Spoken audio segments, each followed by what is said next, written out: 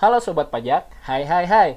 Selamat datang kembali di Kanwil DJP Jakarta Khusus Broadcast. Bersama saya, Yogo, host baru di sini.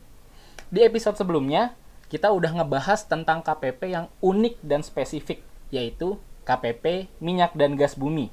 Nah, di episode ini, kita masih ngebahas KPP Migas, tapi dengan lebih dalam. Telah bergabung juga bersama kita, Kepala Kantor KPP Migas, Bapak Tunjung Nugroho. Selamat siang, Pak. Selamat siang, Mas Yogo. Semoga sehat selalu, Pak. Alhamdulillah sehat. Nah, Salam migas dulu, Pak Yogo. Sehat, sehat, semangat, bahagia, produktif. Itu jargon KPP Migas ya, Pak? KPP Migas itu. Sehat, semangat, bahagia, produktif. Ya. Oke. Nah, sebelum kita ngebahas nih tentang KPP Migas, mungkin kita bisa refresh ya episode sebelumnya tentang beberapa istilah-istilah yang melekat sekali nih di KPP Migas, tapi kita jarang dengar atau nggak tahu artinya. Misalnya seperti K3S, PSC, bahkan ada pihak-pihak lain seperti SKK Migas yang kita juga belum tahu pasti. Nah, mungkin Pak Tunjung bisa memberikan review dan refresh, Pak, tentang istilah-istilah tadi dan operasi di KPP Migas. Ya, terima kasih Pak Yogo. Jadi memang kita sudah jelaskan kemarin ya mengenai operasional KPP Migas. Memang ada beberapa yang perlu kita dalami, kita jelaskan kepada para sobat pajak. Jadi Pak Yogo, memang saya jelaskan kemarin bahwa operasional terkait dengan industri migas ini, itu kan basisnya adalah kontrak. Ya. Kontrak kerjasama antara kontraktor dengan pemerintah. Itulah namanya kontrak bagi hasil. Kontrak bagi ya. hasil. PSC, Production Sharing Contract. Nah, kontraktor yang berkontrak dengan pemerintah namanya K3S. Kontraktor kontrak kerjasama. Gitu. Nah, untuk operasional terkait dengan industri migas ini, itu saya katakan, dengan kontrak itu, maka dia berwenang mengolah suatu wilayah kerja, suatu ladang minyak, ya memang itu menjadi tugasnya kontraktor untuk mengeksplorasi dan juga mengeksploitasi sumber minyak yang ada di situ. Nah, ini yang biasanya akan dilakukan pengawasan dan juga oleh pengolahan oleh namanya SKK Migas. Ya. Nah, SKK Migas merupakan lembaga khusus yang dibentuk oleh pemerintah, ya kan, untuk tadi mengawasi dan juga mengelola bagaimana agar ladang minyak ini betul-betul produktif, ya, efisien juga dalam menghasilkan minyak mentah. Ya, lifting, ya, yang nanti akan diolah menjadi produk-produk turunan seperti premium, kemudian pertalite dan sebagainya, yang merupakan konsumsi masyarakat banyak kita. Nah, sehingga Pak Yogo, jadi memang tiga pihak ini antara K3S, kemudian SKK Migas, gitu ya, dan kemudian kita juga di KPP Migas, ini sama-sama berinteraksi bagaimana melakukan pengawasan juga pengolahan terkait dengan ladang minyak oleh suatu kontraktor kontrak kerjasama. Gitu Pak Yogo, kira-kira itu hubungan di antara tadi ya, istilah-istilah tadi gitu ya, antara K3S, PSC, kemudian juga ada KPP Migas dan SKK Migas tadi dan yang SKK memang Migas. Perpanjangan tangan dari pemerintah ya Pak, betul, ya. Gitu. Tapi kontraknya sendiri berarti dengan pemerintah atau dengan SKK Migas, Pak? Sebenarnya dengan pemerintah. Dengan pemerintah. Jadi SKK Migas itu kan merupakan wakil pemerintah, gitu. Jadi wakil pemerintah untuk bagaimana mengelola ladang-ladang minyak ini yang dimiliki oleh pemerintah kita, gitu. Nah, Pak Yogo, mungkin bisa tambahkan juga di sini nih, karena memang kebutuhan energi kita kan cukup besar, gitu ya. Kemudian kebutuhan minyak mentah kita juga tinggi, gitu ya. Nah, makanya biasanya SKK Migas punya tugas di sini nih, bagaimana dia mengawasi produksi lifting di masing-masing wilayah kerja. Karena kita punya banyak sekali wilayah kerja, ya. Saat ini sudah ada 90 yang sudah eksploitasi. 90 ya. Eksploitasi. Nah, ini semuanya dilakukan pengawasan oleh SKK Migas dalam proses operasinya, gitu. Nah, target lifting itu tiap tahun ditarget oleh pemerintah di dalam APBN, ya. Semakin produktif kontraktor kita ini, berarti kebutuhan impor kita akan semakin menurun. Nah, ini yang saya kira menjadi concern kita juga nih, gitu ya, bagaimana agar betul-betul proses produksi oleh kontraktor ini betul-betul semakin efisien, ya, semakin produktif, gitu ya. Nah, sehingga mungkin kita harus mendorong ke sana, gitu. Berarti memang berpengaruh langsung ya Pak antara impor minyak mentah tadi dengan produktivitas dari para kontraktor ini berarti ya? Pasti, ya. Ya sederhana saja. Kita butuh misalnya kebutuhan minyak mentah misalnya 1 juta barel. Sementara produksi kita itu baru 700.000 barel.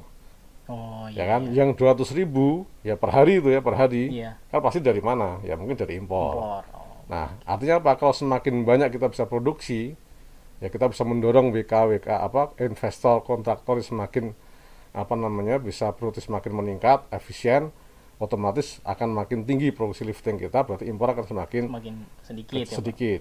Dan ini kan juga akan mengurangi beban APBN kita juga. Gitu. Nah tadi Pak terkait wilayah kerja ya Pak, saya dengar di episode kemarin itu disebutnya blok gitu ya Pak. Ya. Nah pembagiannya sendiri dari KPP Migas tentang WP yang punya blok tertentu itu gimana Pak? Jadi gini Mas Yugo, jadi memang satu wilayah kerja itu biasanya kan dikelola oleh satu kontraktor umumnya. Ya.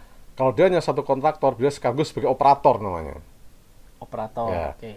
Memang ada beberapa wilayah kerja yang mungkin dia lebih dari satu pengelola, ya. Misalnya bisa 2 atau 3 kontraktor. Kontraktor dalam satu wilayah. Dalam satu wilayah kerja. Nah, biasanya kalau memang ada lebih dari satu kontraktor, nanti biasanya tujuan namanya siapa satu operatornya, gitu. Oh. Nah, yang lain biasanya menjadi namanya partner. Partner. Ya, jadi nanti di situ ada namanya hak berupa participating interest, hak atas kewajiban atas wilayah kerja itu, gitu ya. Nah, nanti itulah yang perjanjian antara mereka, sehingga satu wilayah kerja itu bisa oleh satu operator, satu kontraktor, bisa juga lebih dari satu kontraktor. Nah, kalau lebih dari satu biasanya ada satu yang dituju sebagai operatornya, gitu ya, gitu. Paling enggak satu sebagai operator, yang lain sebagai partner. Nanti bagi hasilnya sesuai dengan hak kewajibannya mereka di situ. Tapi yang berkontrak dengan pemerintah yang satu tadi Pak, atau misalnya banyak kontraktor semuanya juga? Semuanya berkontrak. Semuanya berkontrak. Cuma di antara mereka bertiga bersepakat siapa yang menjadi operatornya. Oke. Gitu. Itu proses kerjasamanya ya gitu. Nah ini dibaginya berdasarkan apa Pak blok-blok ini? Ya berdasarkan ini kesepakatan pemerintah dengan kontraktor tadi, dia menguasai wilayah kerja mana gitu. Saya contoh gitu ya, blok Cepu. Ya, blok Cepu yang di Bojonegoro dan perbatasan Blora itu ya. Itu kan ya siapa yang mengelola? Ya di situ ada beberapa kontraktor di situ. Nah, tapi ada juga operator yang ditunjuk di situ. Misalnya kalau di situ Exxon gitu ya. Ada juga tuh partner yang lain di situ gitu. Berarti memang perlahan ya Pak? Perlahan. Dan bisa Pak Yogo, satu kontraktor itu menguasai beberapa wilayah kerja. Iya. Tapi tetap nanti basis perhitungannya tetap biasanya per wilayah kerja. Per wilayahnya, ya, per wilayah kerja tadi. Gitu. Baik Pak. Nah, dari perbedaan blok tadi Pak, ada perbedaan administrasi nggak sih Pak secara perpajakan gitu? Mungkin NPWP-nya di blok Cepu dan NPWP di blok lain berbeda, atau pelayanannya nih kan jauh ya antara misalnya KPP Migas di Jakarta terus bloknya di Papua misalnya, bentuk pelayanan atau administrasinya ada yang berbeda nggak tuh Pak? Jadi gini Pak Yugo, kalau dari sisi administrasi operasionalnya tadi saya katakan bahwa untuk operasi produksi dan sebagainya itu kan per wilayah kerja. Dan itu administrasi pengawasannya kalau di perpajakannya itu per NPWP itu. Per NPWP. Jadi satu wilayah kerja itu ada satu NPWP. Satu kontraktor gitu ya, atau tadi beberapa kontraktor. Nah, untuk kepentingan pengawasan sehari-hari yang saya katakan ada tadi SKK Migas. Nah, ini selama ini terus melakukan interaksi, komunikasi dan juga supervisi pengawasan terhadap kontraktor yang mengelola suatu wilayah kerja. Nah, ada beberapa proses pembukuan ya, pencatatan dan juga pelaporan yang diatur khusus tuh oleh SKK Migas sebagai regulator juga ya. Nah, biasanya sebelum diputuskan proses-proses pengelolaannya, ada beberapa yang disetujui oleh SKK Migas. Pertama misalnya mengenai program kerja dan anggaran, istilahnya BPNB ya, Working Program and Budget. Ini harus ada pengesahan dari SKK Migas. Sehingga kontraktor mau ngapain ya, actionnya apa, kegiatannya apa, investasinya apa, yang dibelanjakan apa, itu ada proses penganggaran. Itu sudah pengesahan dan juga approval dari SKK Migas. Nah, kemudian termasuk juga mungkin plan and development-nya, ya, mungkin rencana-rencana pengembangannya. Ini juga sebenarnya persetujuan SK Migas. Kenapa? Ini akan berdampak kepada proses produksi, efisiensi, dan juga tentunya nanti pada masa lifting nanti. Gitu. Oh iya, yang ujungnya ke pemerintah juga. Iya, ke berarti pemerintah. ya, Pak? Karena memang SK punya tugas tadi mengawasi untuk apa namanya produksi lifting tadi itu. Oh iya. Gitu ya. Sehingga nanti sangat bergantung ke sana. Bagaimana dengan kantor pajak ke KPP Migas? Nanti kita ada dua sebenarnya kita administrasikan. Satu adalah bagian daripada bagi hasil pemerintah, itu berupa ada dua kan kemarin ya, ada PNBP dan PPH Migas. Oh iya. Nah, kita kan PPH Migasnya. PPH Migas. Gitu. Nah, yang kedua adalah pemajakan atas kewajiban kontraktor melakukan pemotongan pemungutan. Oke, Ya, misalnya dia bayar gaji, motong gaji. Iya. Bayar sewa, itu kan juga ada kewajiban kontraktor juga. Iya. Karena setiap beban yang dia keluarkan ada kewajiban perpajakan yang harus dia potong, dia pungut. Itu di kita. Sehingga apa, setiap wilayah kerja, ya kan, dengan NPWP sendiri dia akan melaporkan seperti itu, ya, ke kita. Nah, sehingga apa, proses pelaporan rutinnya itu dengan SKK Migas, ya, untuk apa, operasionalnya. Tadi dengan BPNB, dengan apa plan of development kalau memang ada. Kemudian setiap triwulan, ya, setiap 3 bulan sekali ada laporan juga dari kontraktor kepada SK Migas, ya. Ini laporannya khusus juga ini yang saya bilang kemarin, bahwa ada perbedaan pembukuan antara wajib pajak di K3S ini dengan di pajak-pajak lainnya. Oh iya. Gitu. Dia punya pembukuan namanya FQR. Ya, jadi Financial Quarterly Report. Jadi laporan triwulanan. Berisi apa ya, tadi masalah lifting, kemudian biaya-biaya operasi dan sebagainya, termasuk mengenai bagi hasil. Gitu. Oh, berarti itu memang laporan rutin kontraktor kepada SK Migas, yang akan diverifikasi, divalidasi, mungkin nanti di-approve juga, sehingga ketahuan berapa produksi liftingnya, berapa biaya-biayanya, berapa hasilnya, termasuk bagi hasilnya tadi. Berapa bagi hasil pemerintah, baik berupa PNBP maupun berupa PPH Migasnya, dan berapa bagi hasil untuk kontraktor. Nah, itu yang tadi saya katakan, itu semua diatur dalam kontrak tadi, ya, dalam kontrak bagi hasil yang skemanya cost recovery gitu. Nah, untuk tadi NPWP, Pak, berarti sangat mungkin ya satu kontraktor ngerjain banyak lahan nih, dan NPWP-nya juga banyak berarti ya untuk satu kontraktor itu ya? Ya, jadi sebenarnya dia proses pelaporannya adalah per wilayah kerja, ya. Jadi memang nanti per WK memang ada proses NPWP-nya sendiri. Oh gitu. Iya, berarti memang NPWP tadi per blok tadi ya Pak ya, bukan gitu. Menginduk ke kontraktornya, tetapi ke wilayah atau blok yang sedang di eksplorasi atau eksploitasi. Tentang wilayah kerja atau blok tadi Pak, berarti kan mereka kontraktor ini memberikan laporan rutin ya, atau yang disebut FQR tadi ya, betul, ke SKK Migas maupun ke KPP Migas juga terkait laporan. Nah itu mungkin bisa dijelaskan Pak perbedaan laporannya atau yang kita memang gunakan untuk kepentingan di KPP Migas Pak? Ya, jadi gini Mas Yogo, sebenarnya proses pelaporan ini karena terkait erat dengan masalah policy di dalam industri migas juga sebenarnya. Nah, sebenarnya dalam peraturan pemerintah yang diatur ya oleh SDM, ya, memang di sana namanya kebijakan ring fencing policy. Ring fencing policy. Tadi sebenarnya yaitu apa, bahwa basis penghitungan bagi hasil baik itu PNB maupun PPH Migas itu adalah basisnya wilayah kerja. Nah, itu wilayah kerja. Nah, sehingga apa? Memang kebijakan ini penting untuk diperhatikan oleh para investor. Kenapa? Karena memang antar wilayah kerja ini nggak bisa saling mengkompensasi nih. Gitu. Oh, jadi sendiri-sendiri. Sendiri-sendiri. Ya, nah, sehingga apa yang saya katakan, pembukuan, pencatatan, termasuk pelaporan dalam bentuk financial quarterly report itu, yang triwulanan dengan SK Migas itu ada dibuat per wilayah kerja. Terus itu sebenarnya namanya ring fencing policy sebenarnya. Artinya apa? Basis pengakuan pendapatan, pengakuan beban adalah per wilayah kerja. Nah, ini juga nanti ngelink untuk kepentingan perpajakannya. Karena sesungguhnya saya sampaikan kemarin, ini adalah hukumnya hukum kontrak kan, ya. Tidak murni hukum perpajakan. Sehingga hukum perpajakan tidak bisa berdiri sendiri. Harus ngait dengan hukum kontrak ini, ya.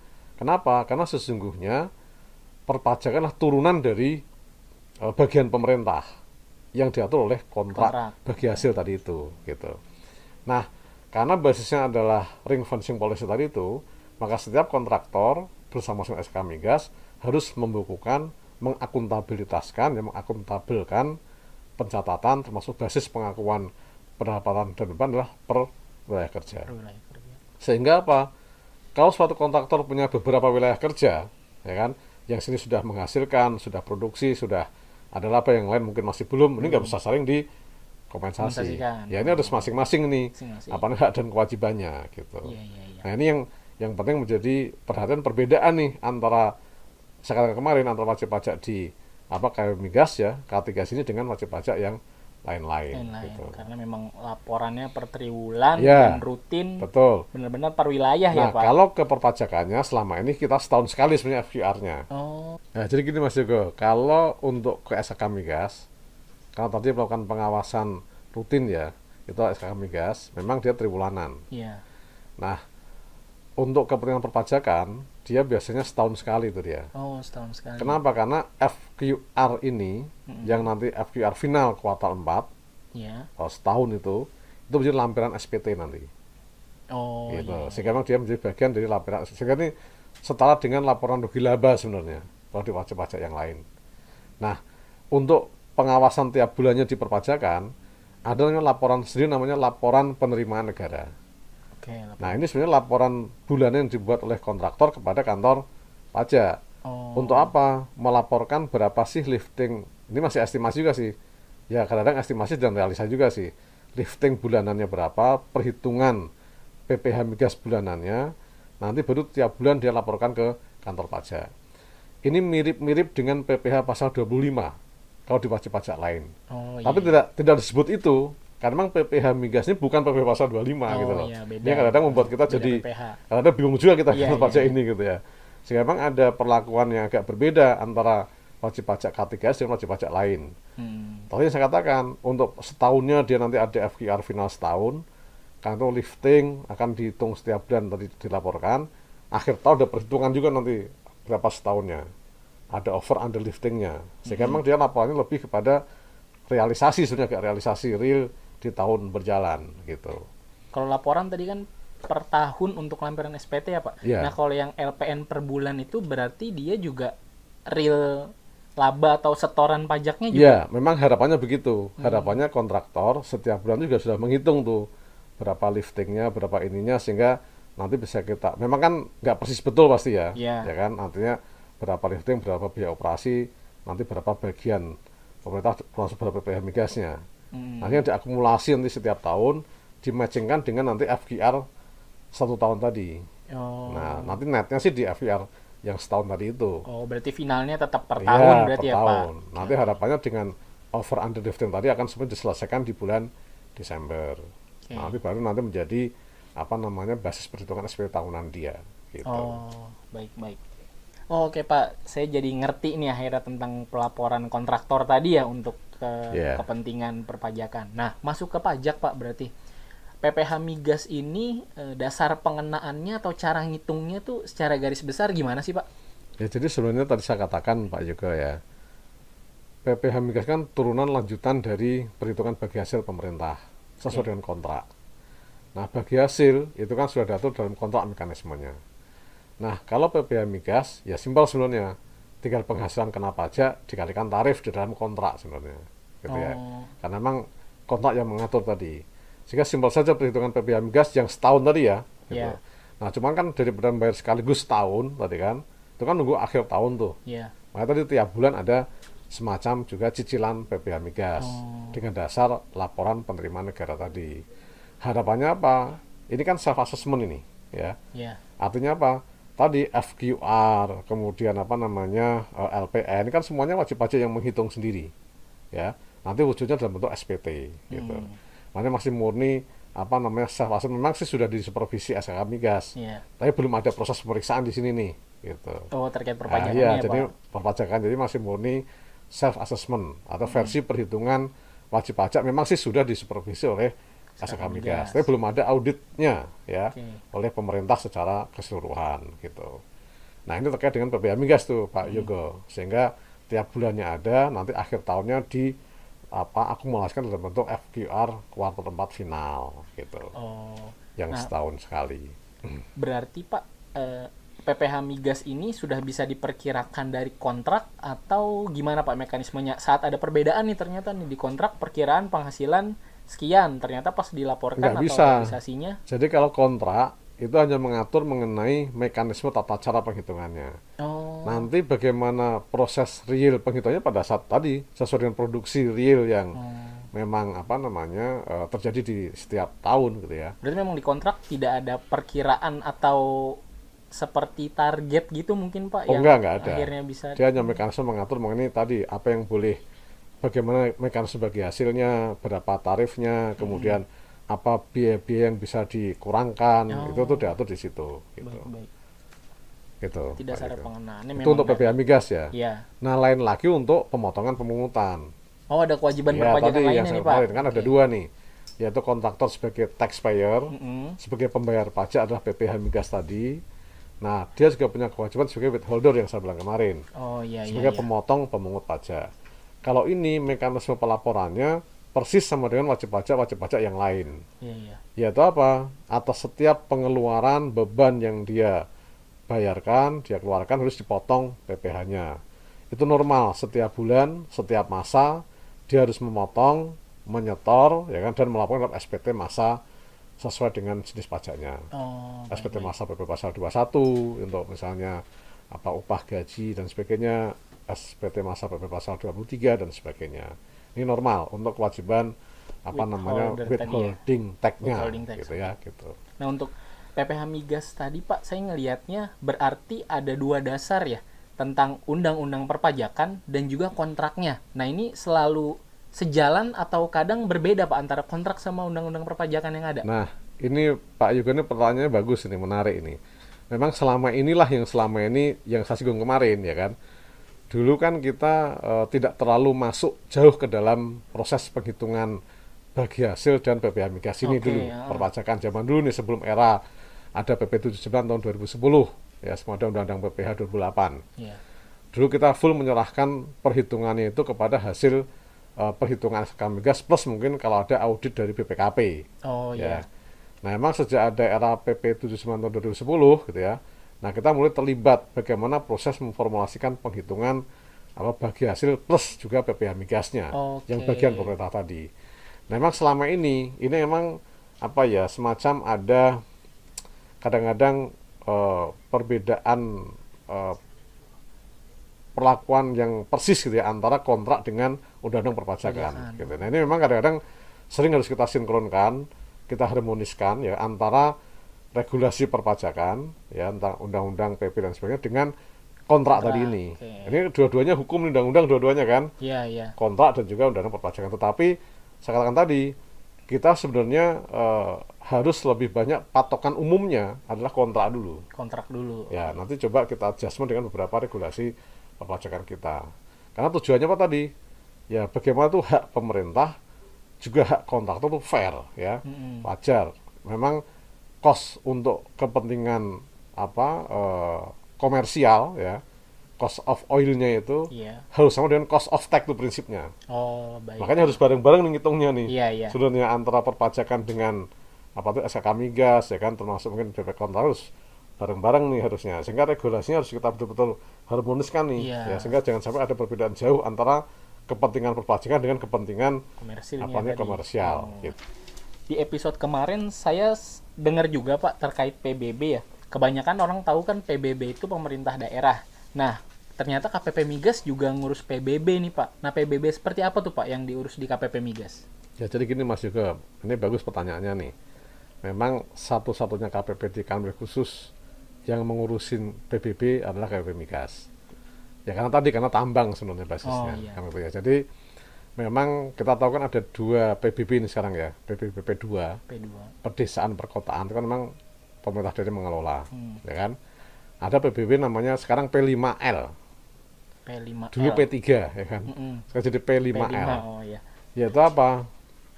Perkebunan, perhutanan, pertambangan migas, ya kan, pertambangan batu bara dan pertambangan lainnya. Dan ada sektor lainnya. Nah, jadi P-nya 5 plus lainnya gitu. Nah, yang di migas adalah PBB migas. Nah, PBB migas ada dua tuh sebenarnya. yaitu PBB permukaan bumi offshore. Kan kemarin ada dua tuh, ada onshore, ada offshore kan. Iya. Onshore itu kan yang di lautan. Offshore yang di lautan. Oh iya. Ya, gitu kan. Onshore kan di daratan. Nah, PBB yang di lautan itu adalah PBB permukaan bumi offshore. Nanti kita hitung juga tuh, ya. Ada tuh nanti berapa luasnya, NJOP dan sebagainya lah, samalah penghitungnya. Nah, kemudian apa? PBB yang untuk tubuh bumi yang tadi baik eksplorasi, eksploitasi. Ini memang yang onshore. Ini biasanya juga PBB migas juga gitu ya. Ini biasanya dengan lifting juga kita menghitung kalau sudah eksploitasi gitu. Nah, ini yang kita administrasikan. Di samping itu, kalau yang memang sektor lainnya ada juga nih. Ini adalah ada bangunan ataupun mungkin tubuh bumi yang memang ada di perairan yang nggak masuk dalam wilayah suatu kabupaten atau kota.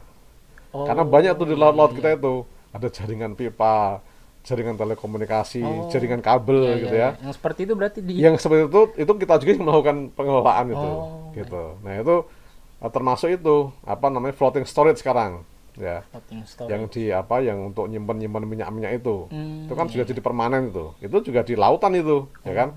Kan nggak masuk wilayah kerja ini, itu menjadi bagian dari objek PBB sektor lainnya. Jadi yang di kita ada tadi ya PBB migas, baik yang offshore, onshore maupun yang sektor lainnya tadi itu. Nah, ini yang kita kelola di kita. Nah, kan berarti perpajakannya banyak nih ya Pak di KPP Migas ya, mulai dari PPH Migas sendiri, PBB-nya juga sampai sektor lainnya tadi di KPP Migas. Nah, selama ini dengan sistem self-assessment, apa yang dilakukan oleh KPP Migas dan pemerintah gitu ya Pak untuk akhirnya audit dan meriksa nih apa yang dilaporkan oleh kontraktor tadi udah bener nih, udah real kayak gitu Pak. Ya, jadi gini untuk pemeriksaannya ini Pak Yogo ya. Jadi kita ada dua lingkup pemeriksaan juga di sini. Ini nih uniknya KPP Migas tuh di sini. Kita punya dua hukum untuk pemeriksaan. Dua hukum pemeriksaan. Ya, satu adalah hukum pemeriksaan murni perpajakan. Itu adalah Undang-Undang KUP dan ada aturan pemeriksaannya. Ini melakukan pemeriksaan atas tadi kewajiban pemotongan pemungutan. Termasuk pemeriksaan mungkin PBB-nya yang perlu kita periksa. Nah, ada lagi khusus untuk pemeriksaan PPH Migas dan bagi hasil. Itu ada hukum acara tersendirinya juga itu. Iya. Yang lebih pada basisnya dari kontrak juga sebenarnya. Kenapa Pak Yoga? Karena berbeda nih. Kalau hukum acara perpajakan kita untuk pemeriksaannya, contoh nih ya, kontraktor, kita periksa dia kewajiban pemotongan pemungutannya. PPH pasal 23 kurang dipotong, kita periksa. Kalau undang perpajakan itu kan di SKPKB, kena sanksi. Kalau dia ternyata sengketa, itu ada sengketanya, yaitu ke keberatan, ke kanwil gitu ya, banding ke pengadilan pajak, bahkan bisa dengan Mahkamah Agung kalau dia peninjauan kembali. Ini hukum perpajakannya. Nah, untuk khusus yang PPH Migas tadi, karena basisnya kontrak, diatur di kontrak itu, sengketa terkait dengan bagi hasil dan PPH Migas, itu sengketanya ke arbitrase. Gitu loh. Bukan ke tadi keberatan banding, walaupun PPH Migas. Jadi upaya hukumnya juga beda-beda ya Pak? Beda di sini. Nah, karena basisnya berbeda inilah makanya ada pengaturan khusus terkait dengan proses pemeriksaannya. Nah, ini saat ini dulu Pak Yogo sebelum ada aturan baru, dulu tuh agak-agak duplikasi pemeriksaannya.